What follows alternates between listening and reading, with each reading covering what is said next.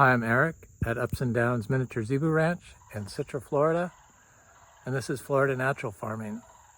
So today I'm going to discuss microbiota versus mineral fertilization.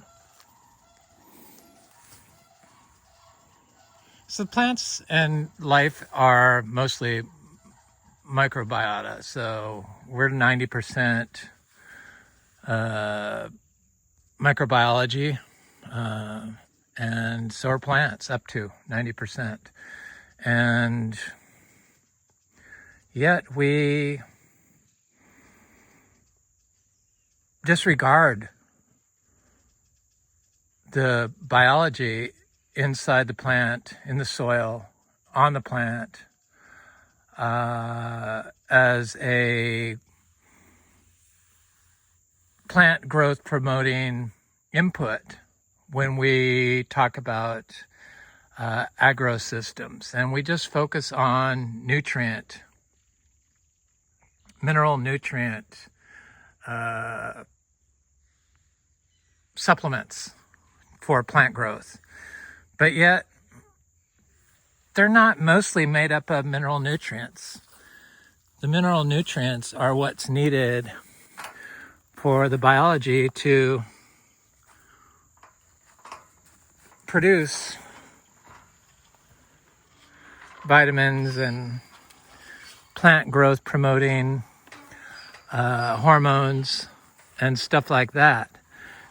And I feel like we've been just looking at the wrong thing all these years. And this is a prime example of it. Something that grows by itself, produce that grows by itself without ever being watered, and it looks great, and it's producing lots and lots of food. It's just truly amazing. It's an old chicken coop that's growing around this old growth forest that hasn't had human disturbance to the soil in probably 20 years. It's probably been a chicken coop. And we don't have chickens anymore. We're vegans, so we don't eat eggs. I'm not big on chickens. I know they're good for a system. My friend Dan at Dan's Food Forest, he has chickens and rabbits and ducks on a small size yard. But we have cows, and I just am obsessed with dry farming and trying to figure out, why does everything grow so well in Florida if it's left alone? It's because we've been killing the biology in the soil, mostly from compaction, I believe, and then of course anti-biologicals like fungicides, pesticides, herbicides, and the use of mineral fertilizers like nitrogen NPK fertilizers. They take jobs away from the microbiota that makes up the majority of the plant. And when you take away a job of the biology and you apply anti-biologicals like herbicides, fungicides, pesticides, you're diminishing the amount of microbiology in the soil, and your soil's ability to naturally cycle nutrients is diminished, and therefore it affects the growth of the plant. So this has been mowed for the last 30 years, and we're trying to restore it. I'm going to return it to a natural system, and I like to dry farm bananas and all kinds of other tropical fruit. I'm just looking at the fungi here. Fungi plays a major role in symbiotes, biological symbionts, so they enable each other communally. And I believe that the currency they use to exchange all these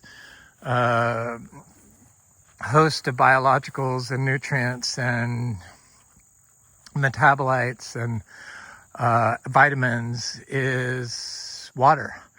And all these plants are able to grow without us watering them. So why are we developing a system of agriculture that relies heavily on us supplying the water, when if we focused on the biological would make sure that the water is kept in the system? And if we stop driving over all of our sandy soils, the water cycle could work naturally. The soil would aggregate and it would hold more water. So I've been practicing on a little vegetable garden over here. We have these riding arenas. This was a horse farm, thoroughbred farm, for the last 30 years. I think it was a drug smuggling operation before then, is what the story goes. Is it Zygmunt Island? That's what that antenna is. They had a landing strip over there, and I guess they used to run drugs out here. But the people that were here before us, that we bought the farm from, they like to use chemicals, and that's a big problem here in Florida. So they had somebody come by and spray all the Roundup or weed killer around all the fence lines, to keep the weeds from growing out of anything. And then there was lots of little plastic plants, and then they were burning plastic over there. And you just got to assume that everything in Florida is probably polluted. There's plastic fence that has to go. There's all kinds of stuff that diminishes microbial life and cancels the connectedness of the system out that nature would bring to a system that didn't include humans. So it would be all interconnected, and they'd be sharing water and resources between the whole system, and it would be able to move freely through the soil, through the air, and through the water, to make all biological life prosper and prevent plant pathogens. So I believe that plant pathogens are the result of the wrong biology in the soil for the plant. So human-caused depletion of diversity of microbial life in the soil. I was reading this study on indoor plants, and it was, plants can provide major health benefits to indoor air quality, but it has to be in soil. So they did a test. Some of it was on peat. So peat, plants grown in peat with mineral fertilizers, water soluble. It doesn't matter if they're organic or non-organic. Hollytone and peat. They didn't provide any health benefits, but plants that were grown in soil had health benefits because the soil contains the microbes that get exuded into the air and you breathe through the water when the plants breathe, transpiration. I still use some buckets. I have a hard time getting rid of all my plastic buckets. It's just very hard to get away from plastic, but plastic, people use it to grow tropical fruit trees. We are a tropical fruit farm in Vero Beach. We still own that. I'm trying to transform this into a tropical fruit, semi-tropical fruit food forest where all the old growth oak trees are. And I start with bananas, but this is my little vegetable patch that I've been working on, dry farming, and it's just super dry here. This side over here has been very slow to come up, but they're coming up. I see the sandhill cranes have been in here. I don't know if that had anything to do with it. But this side over here that's been in here a little longer, was the worst possible spot I could think of to try to grow plants. It's like just sand with no biology in it. But I have mixed manure into the zebu manure into the soil, and then I planted my seeds in it. And you could eat it after 30 days. I would eat it before, but if you're selling to the public, you have to wait 30 days before you can sell it to the public. So this is my cilantro. It's coming up.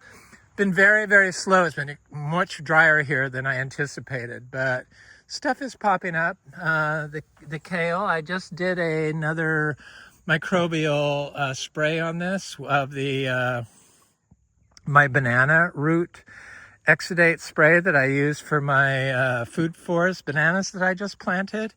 So it's like Frog Valley Farm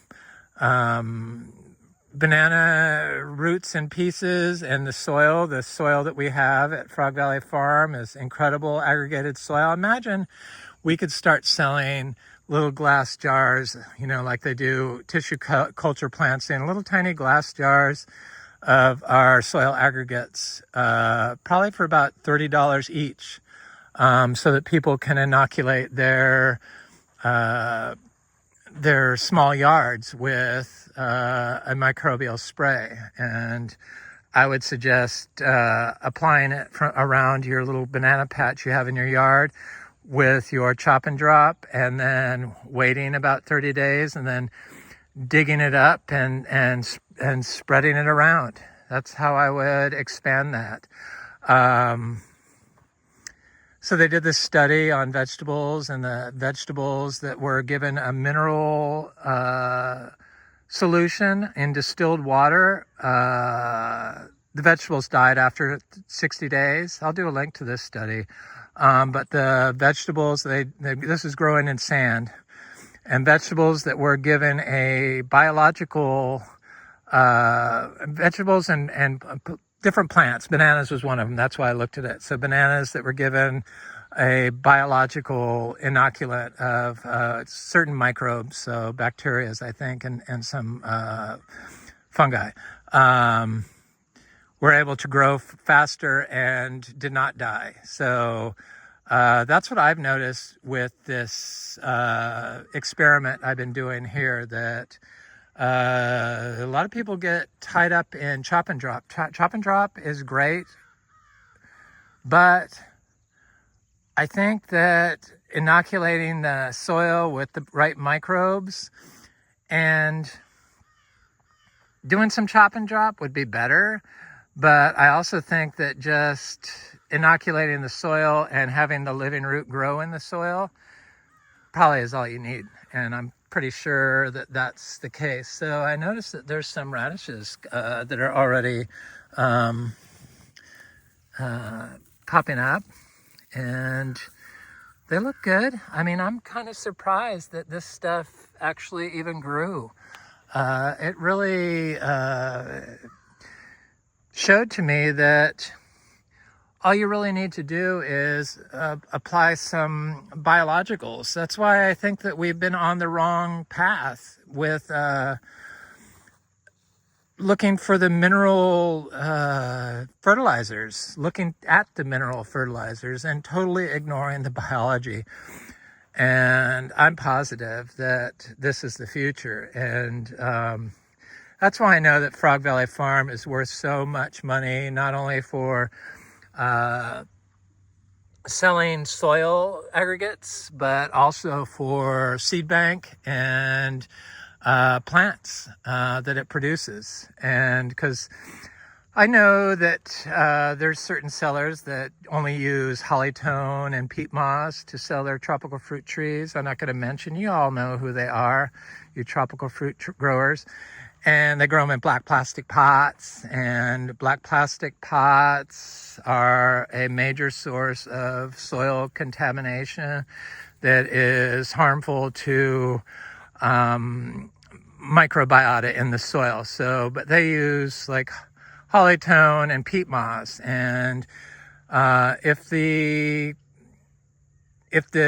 peat moss is not giving benefits to your indoor air quality, with a plant growing in it, it's not going to give benefits to the tree growing in it or whatever. And that's why when I bought plants from these people and I try to grow them naturally, they don't even grow. In fact, they end up dying a lot of times. It takes a while, but much like the 60 days it took for them to die in sand, it usually takes a little bit longer for these grafted large trees to eventually succumb. They just struggle and struggle and struggle. I have a 2-year-old cutting from this grower of a mulberry tree, and it's still only a foot tall.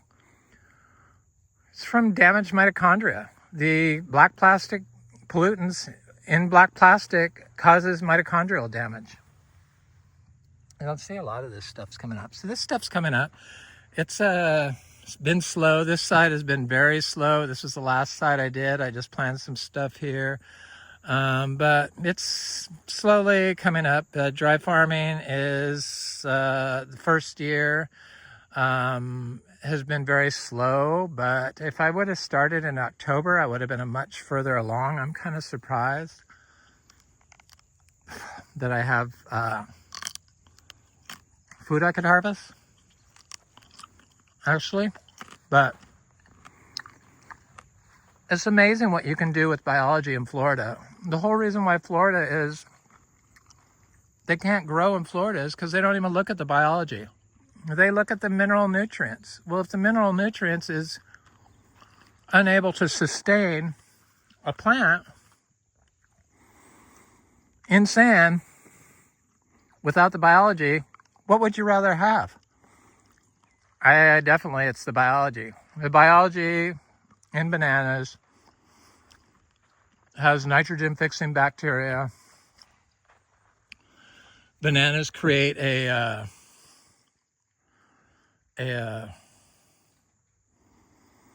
film, a biofilm, excreting a biofilm that's full of a mix of plant beneficial microbes. I don't know. Bananas are just truly amazing. So this system here has been totally disconnected. So it has this road here. It was sprayed here for years with Roundup or, some horrible weed killer, probably every month or more. All around the rocks were sprayed. I'm pretty sure they sprayed around the trees too. There's nothing growing up against the trees. So I tend to think that that's was done. I just have to assume that's what was done, and there's no way we could ever be organic certified here for 3 years. And you just have to assume that every place in Florida that you purchase is going to be like that. So it's going to take a while for this to even get up to par biologically. But next year, after this fall is over with, I'm going to plant some bananas at the corners of this vegetable garden, and then I'm just going to cover the whole thing in zebu manure.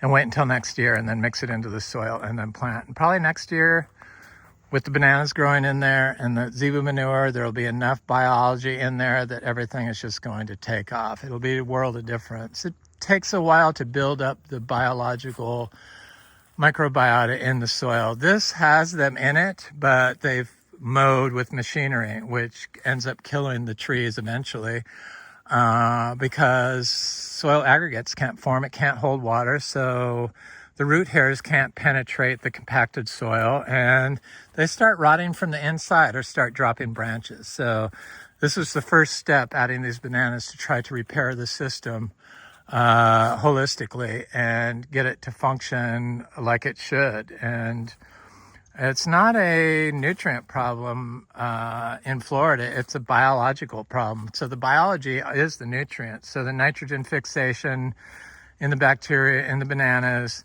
they can get the nitrogen directly from the biology without the plant making nodes. There's a name for it. I can't think of it. I think it's in the study. There's a name for it. I wish I could think of it. I can't think of it offhand. I'm not even going to try. But they're amazing, and they excrete them into the back into their environment, the soil, the air, and the water. So They are fixing the system without us even realizing it, though I do know that they're fixing the system. So I think it's important to add a biological every day, a small biological every day. And so I've been collecting 2 buckets of our zebu manure, and that's what that is. And I'm just distributing it throughout my grow system here every single day. I'm going to do something like that. I have made a biological spray out of the banana, the soil from around our bananas, these bananas that was at the bottom of the pickup truck on the canvas cloth with pieces of banana roots in there. And I put that in water and left it for a couple days. I added some manure to it, just a little bit, a little clump of it. And then I flung it around. I did do that into my vegetable garden, the same thing, because I just wanted it to all be connected. We were biodynamic certified. As far as purchasing inputs to use for your own home garden, really, if you have animals and you're feeding them organic feed, probably is the best thing, like chickens or ducks or rabbits or all of the above. But if you can't have that, then Josephine Porter Institute sells biodynamic preps. I'm seriously considering selling soil aggregates from our Frog Valley Tropical Fruit Farm. I think that is a sustainable way to generate income, and it's definitely the wave of the future. There's just too much information coming out for biologicals and against stacking nutrients, minerals, as a way forward for agriculture. It just makes sense to build the life up rather than just building up the minerals, because for some reason the minerals aren't getting into the plant anyway, and most of them are running off into the waterways, causing putrefaction. And a lot of people, colleges and educators endorse thermophilic compost or aerobic compost tea, but it's so hard to get compost to become rancid and water to deplete of oxygen. It's very hard to get that to happen. So one way that happens is with feedlots that have big, or dairy systems that have big pools of nutrients, manure and liquid water and urine, and probably chemicals like copper that they use for hooves. And that too much nitrogen in a system like that would just deplete all the oxygen from the environment, and it's unnatural. But in a normal compost, you're not going to be able to deplete all the oxygen from your compost. And I found that the best compost that I can possibly make is just leaving a pile of compost and don't bother in it for a year. But if you're able to add like biology, like from Josephine Porter Institute, or in the future, if we start selling microbial inoculants from Frog Valley Farm as soil aggregates, easily that would be an easy way to add biology to your system instantly that is plant beneficial and will build nutrients into your system in the form of microbiology. All the biology is the nutrients. They contain all the nutrients. Depleting biology depletes soil. Soil's ability to regenerate or grow plants.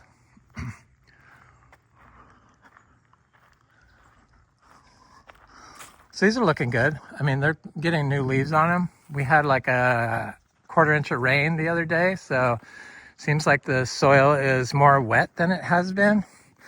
I'm not sure if that's because I have been doing my microbials, probably. Definitely the microbial life regenerates and populates when you have all these plants. The plants are already here. To think that this system doesn't have any soil with all these huge live oak trees is just crazy.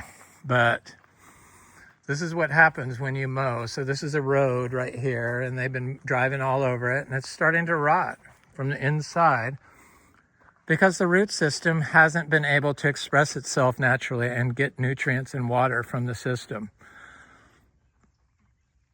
The microbial life can't move through the system when it's compacted. So the trees start rotting, then they drop branches, then they start dying, they fall over. So eventually this would all probably die from continuous mowing. They drove over every square inch of it. Nothing against the previous owner, they didn't know any better, but I know enough about Florida now to know that driving on a system is probably the worst thing you can do.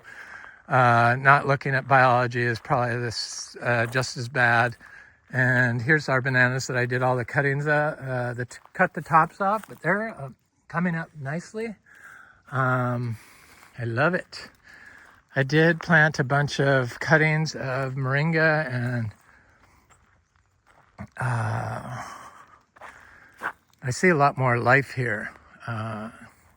Maybe it's because it's the winter, but I see squirrels and bees, and it'd be nice to see some honeybees around like we have at Frog Valley Tropical Fruit Farm, wild honeybees. Honeybees contain the same biology that create biofilms in their gut. Same biology we have in our gut as the bananas that create the biofilm. The biology that creates the biofilm in the bananas is the same biology that helps create the biofilm in our gut.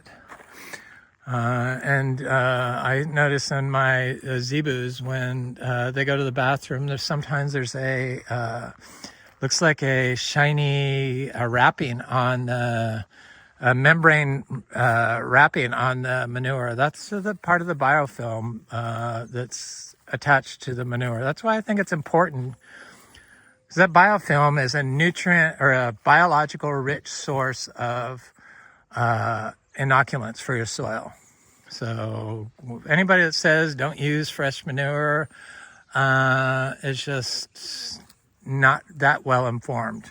There's a time and a place for manure, and definitely here is a place and a time.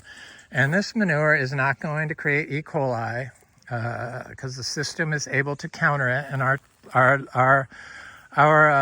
zebus are growing holistically. Oh, these are coming up.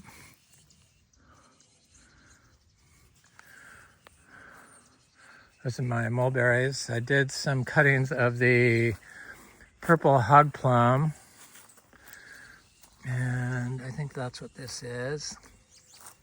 And then I did some cuttings of my moringa, and I did lots of cuttings of the mulberries. But I don't expect a lot of them to take. A lot of times the cuttings don't take. I need to keep working on doing cuttings because as successive generations get better and better and better at cuttings, and this soil is very compacted, so I would be surprised if they all took. But I've been doing everything I can to prime the system to help them thrive and prosper. Adding the inoculants, doing the microbials daily, staying off the system, not mowing it, and just trying to rejuvenate the nutrient cycle and biology in the soil so that it's able to move through the system better. So I brought a lot of my aeroids from cuttings of my aeroids from Vero Beach, and I started some citrus in here. One's coming up, but this was just in that sand from the riding arena, and then I just recently put down some of my banana soil from the banana. But these kwai muck seedlings did not like the cold. So they start getting brown leaves that get brown on them. And that's what that is. I don't know if they're going to survive because, you know, it's been 31 degrees several times here. And what I found amazing was that all these aroids, they seem to thrive in the cold weather, but they've been growing naturally for a long time. And they just took a while to get going. Here's the Anthurium pseudospectabile. But what I noticed was really amazing was this Garcinia madruno tree over here. It never showed any sign of cold stress. I'm thinking maybe it might be possible to get these to grow up here with the right amount of biology in the soil, the right soil conditions. I think they'll be able to grow up here. I'm going to experiment in the future. That's Frog Valley Farm is the source of all these rare tropical fruit tree seeds. And the seeds from Frog Valley Farm grow 10 times better than seeds I've gotten from anybody else. Super fast, super easy to grow, and they grow without any water. So, because we've been dry farming down there for years. So they already have the microbiota built into their seed that is going to enable them to flourish in a naturally grown, biologically managed farm system like this. So if any plants can do it, it's going to be the plants from the seeds from Frog Valley Tropical Fruit Farm. That's why that place is just such a gold mine of future revenue streams that kind of be stupid to sell it, though we are still open to selling it. We just are getting ready to, my partner's still down there. They're painting. They got all the exterior painted, I think. And now they're doing the interior, putting a water filtration system on today. A new water filtration system for the house. And what else do we have to do? I would like to stage it, but that would require money. And I don't think my partner is going to let me buy furniture for it after we just moved furniture out of it. But we'll see. I'll talk to my realtor to find out. But, there's just so much money. All the seeds I get from Frog Valley Farm for these Garcinias. I chanced looking at Tropical Fruit Farm, and they were talking about the seashore mangosteen. Well, we fruit seashore mangosteen, and we have a lot of plants growing from our female tree that grows down there naturally. And so the seeds from that is amazing. It kind of amazes me that everyone doesn't have a seashore mangosteen fruiting in Florida because they've been around for a long time. And so obviously somebody's doing something wrong. They were talking about grafted trees from a certain nursery that their plants just end up dying in my system. So I would never try to get a tree from some of these places where they use mineral nutrients and disregard biology and expect it to thrive in a system like this. It would probably just die here. My bananas that are used to this type system are trying to fix it so that when the next wave of seeds that comes through here this summer from my Garcinias and different fruit trees, my citrus is going to be the first, I guess, but they've already been growing like this. So I'm going to plant some more citrus seeds and get those going and get everything up and running here. I can't help myself installing another foods forest. I feel like we need about 100 more bananas to go in this area and probably 100 more to go in the other area over there. And then we'll be good. But I'm thinking maybe I don't need to get them all from Frog Valley Farm because these will start growing and multiplying very quickly. Here's these citrus. These are the clementines. They're looking good. I did give these trees some manure. They started looking better instantly. This one over here looked the worst, but actually looks good now. It's got new leaves on it, which is impressive because this one looked horrible. So I see new leaves coming out on it. That's good. They were spraying, I'm sure, biology or Roundup around this to keep the weeds away from the tree.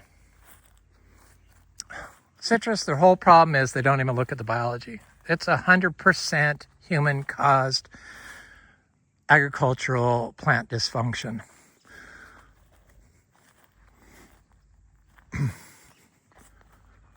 All they look at is minerals and antibiologicals. And the one thing they should look at, they don't. It's just, can't make this stuff up, but that's the state of agriculture today. Hopefully times are changing with new change in government, but we'll see. There is hope for regenerative agriculture, and we got to move the conversation forward. Anyway, that was my video on is microbiota more important than mineral fertilizers? Hell yeah, it is. The microbiota is the mineral fertilizers. You can grow without the mineral fertilizers, but you can't grow without the microbiota in the plant. Just impossible. Anyway, I'm Eric at Ups and Downs Miniature Zebu Ranch. I guess I'm going to miss showing the zebus today, but they're right over here. They're doing good. They're in this pasture over here. They're watching me because they want me to come say hi to them. I see one of my donkeys, but they're all in that barn back there. I see them. Anyway, thanks for watching. Have an excellent day. Please like, share, and subscribe, and leave a comment. I always enjoy hearing from you. Thanks.